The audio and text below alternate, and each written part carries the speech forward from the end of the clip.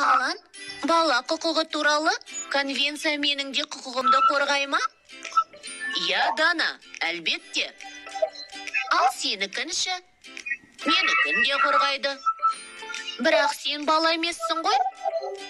Дана, конвенция бойынша адам 18 жасқа дейін бала деп есептеледі. Және құжатта жазылған барлық құқықтарға ие болады.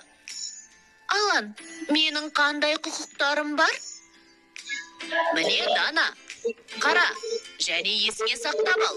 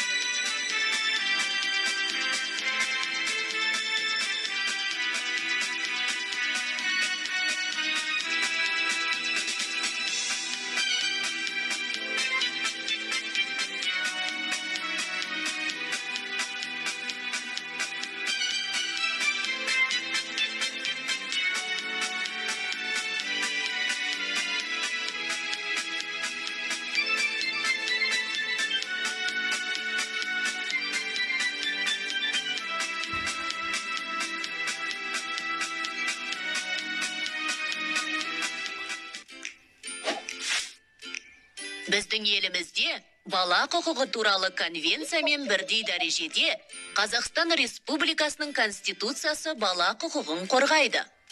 Сонымен қатар, Қазақстан Республикасының бала құқығы туралы заңы бар.